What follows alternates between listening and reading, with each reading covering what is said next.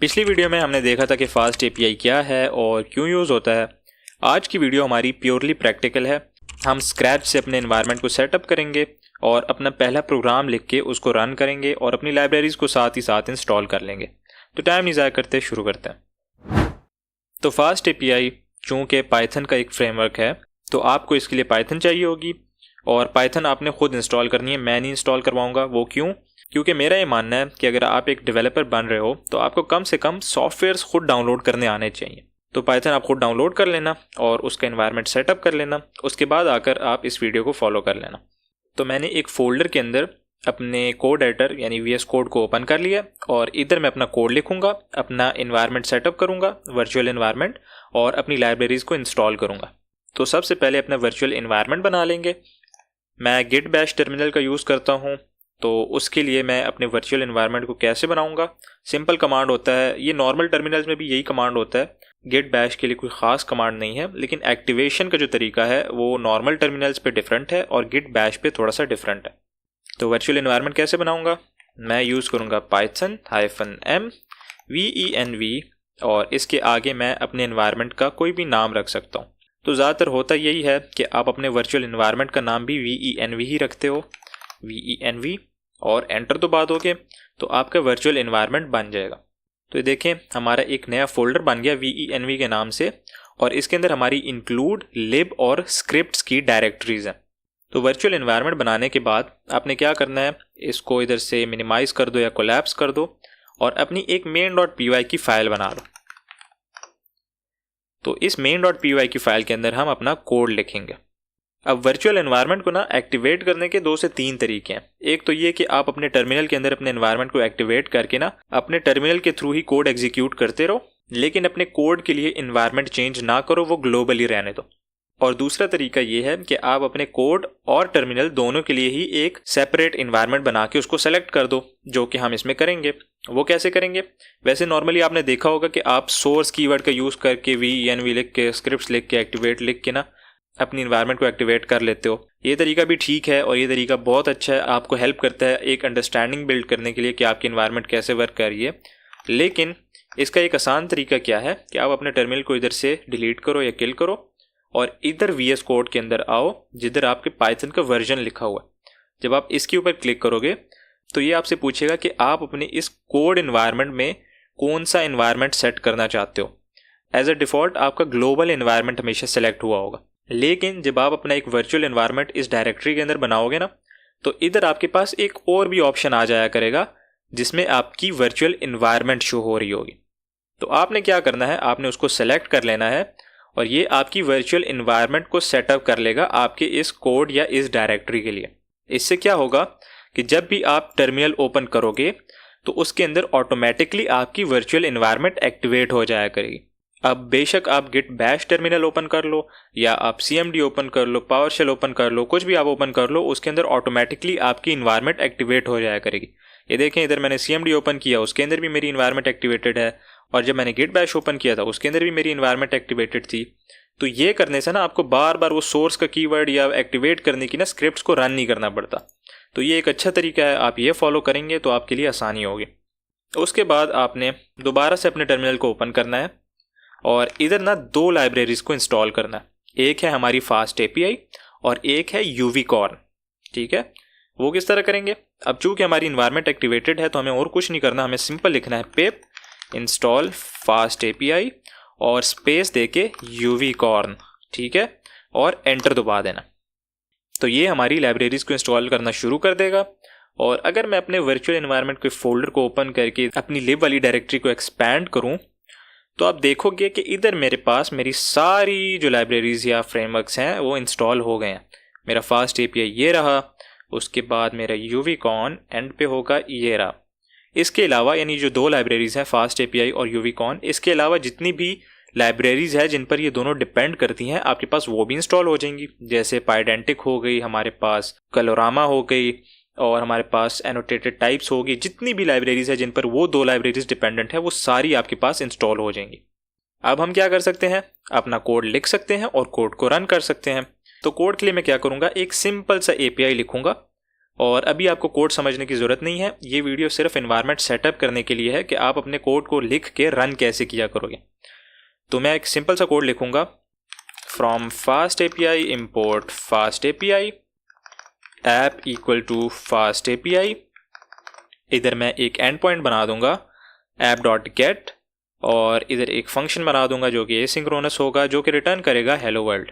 तो ये मेरा एक सिंपल सा एपीआई बन गया। अभी ये क्या कर रहा है आपको बिल्कुल भी जानने की ज़रूरत नहीं है, मैं इसको रन करके आपको दिखाऊंगा कि ये मुझे रिस्पॉन्स कैसे देता है। तो जब आपकी फास्ट एपीआई की एक एप्लीकेशन बन जाएगी, आपने उसको रन कैसे करना है, आपने यूवीकॉन लाइब्रेरी जो इंस्टॉल की है वो ही आप यूज़ करोगे अपनी फास्ट एपीआई की ऐप को रन करने के लिए। तो आप इधर लिखोगे यूवीकॉन, और उसके बाद आपने इसको बताना है कि आपने कौन सी फाइल को रन करना है। तो मैं इसको बताऊंगा कि मैंने मेन फाइल को रन करना है, और इधर कॉलन डाल के इसको बताऊंगा कि मेन फाइल के अंदर मेरी ऐप का नाम क्या है। ये मेरी मेन फाइल है जिसको मैंने रन करना है, और इसके अंदर मेरी ऐप का नाम क्या है, ऐप है। तो मैं इसको बता दूंगा मेरी ऐप का नाम ऐप है, और उसके बाद ये रन हो जाएगी। ठीक है, जब मैं इस पर एंटर क्लिक करूंगा तो देखें मेरी जो ऐप है या जो मेरा एपीआई है वो रन हो गया। लेकिन इधर एक मसला है। इधर मसला क्या है कि जब भी मैं main.py फाइल को चेंज करूंगा या इसके अंदर चेंजेस करूंगा, तो मुझे इसको टर्मिनेट करके दोबारा रन करना पड़ेगा, क्योंकि चेंजेस तो इंप्लीमेंट नहीं हुई होंगी। तो उसके लिए एक अच्छा तरीका क्या है कि जब भी आप अपनी ऐप को रन करो तो उसके साथ आप हाइफन रिलोड भी लिख के एंटर दबाया करो। उससे क्या होगा कि अब अगर मैं अपनी फाइल के अंदर कोई भी चेंजिंग्स करूंगा, जैसे मैंने इधर एक नया एंड पॉइंट बना दिया, तो उससे क्या होगा कि ऑटोमेटिकली जो मेरी ऐप है वो रीस्टार्ट हो जाएगी। जैसे मेरे पास ये गेट का राउट है, मैं इसको कॉपी करके ना एक न्यू राउट बनाता हूँ हेलो का। अब मैं कंट्रोल एस जब दबाऊंगा, सेव करूंगा इसको, तो देखें ये ऑटोमेटिकली स्टार्ट हो गया।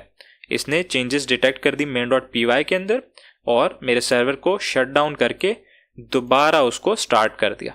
ठीक है, तो जब भी आप अपने ऐप को स्टार्ट करोगे तो हमेशा आपने उसके साथ हाइफन रिलोड लिखना है, उसको हॉट रिलोडिंग की फंक्शनैलिटी देने के लिए। और रन करते वक्त ना आप इसको 1 से 2 और भी आर्ग्यूमेंट दे सकते हो। आप इसको ये भी बता सकते हो कि आपका होस्ट क्या होगा, आपका पोर्ट क्या होगा। लेकिन अभी आपको ये नहीं पता होगा कि होस्ट और पोर्ट होता क्या है, तो मैं आपको ये बिल्कुल भी नहीं बताऊंगा ये क्या चीज़ें हैं, और मैं इसी के साथ इसको जाने दूंगा। तो ये मेरा सर्वर स्टार्ट हो गया। इसके अंदर मेरे पास 2 राउट्स हैं, एक हेलो का और एक होम राउट है, जिसको हम कहते हैं सिर्फ स्लैश राउट, यानी इसके आगे कुछ भी नहीं होता है, सिंपल स्लैश होता है। तो मेरा सर्वर जो है वो चल रहा है, किस जगह पर चल रहा है यानी किस यूआरएल पे चल रहा है, मेरा ये वाला यूआरएल है जिसके ऊपर मेरा सर्वर चल रहा है। तो मैं इस यूआरएल को कॉपी करूँगा और अपने ब्राउज़र को ओपन करके उसके अंदर इस यूआरएल को पेस्ट करके एंटर दबा दूंगा। तो ये देखें मेरा जो होम राउट है, होम राउट क्या होता है, मेरा जो स्लैश राउट होता है ये वाला।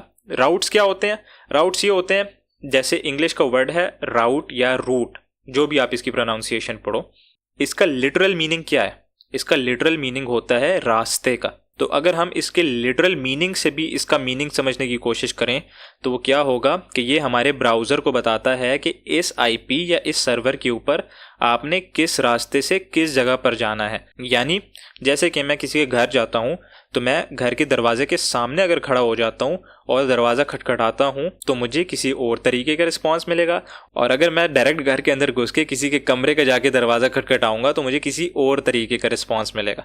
तो आप ये समझ लो कि ये राउट्स आपको रास्ता बताते हैं कि आपने किधर से जाके डाटा लेना है, और जब आप उधर जाके डाटा मांगते हो तो आपको रिस्पॉन्सेज डिफरेंट टाइप के मिलते हैं। ठीक है, तो अगर मैं किसी के घर के बाहर का दरवाज़ा खटखटाऊंगा तो मुझे क्या रिस्पांस मिलेगा कि कौन आया है, और अगर मैं किसी के घर के अंदर डायरेक्ट घुस के किसी के कमरे का जाकर दरवाज़ा खटखटाऊंगा तो मुझे क्या रिस्पांस मिलेगा, मुझे गालियाँ पड़ेंगी।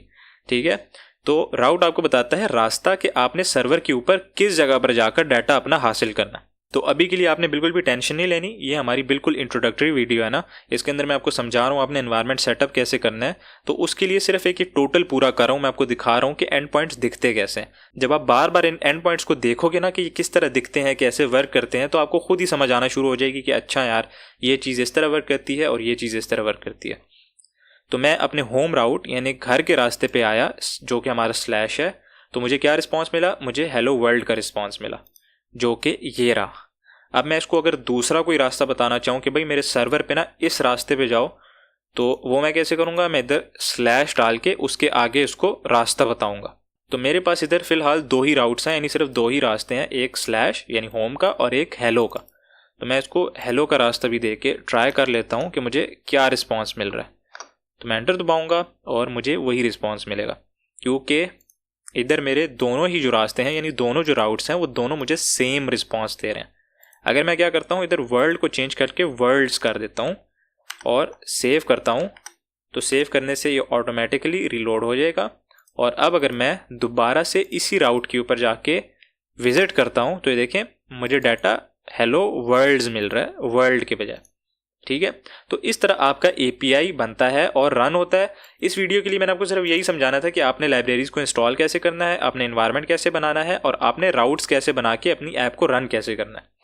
तो आपको ये भी पता चल गया कि आपने एनवायरनमेंट कैसे बनाना है, आपने अपने एनवायरनमेंट को सेटअप कैसे करना है और आपने अपने राउट्स जो बने हुए हैं उनको रन कैसे करना है। रन कैसे करते हैं, UVCon लाइब्रेरी का आप यूज़ करते हैं और उसको बता देते हैं कि भाई मेरी इस फाइल के अंदर मेरी ये ऐप है, इसको रन करो। और आप उसको एक ऑप्शनल पैरामीटर दे सकते हो या आर्ग्यूमेंट दे सकते हो रीलोड का, जो आपको प्रोवाइड करता है हॉट रीलोडिंग।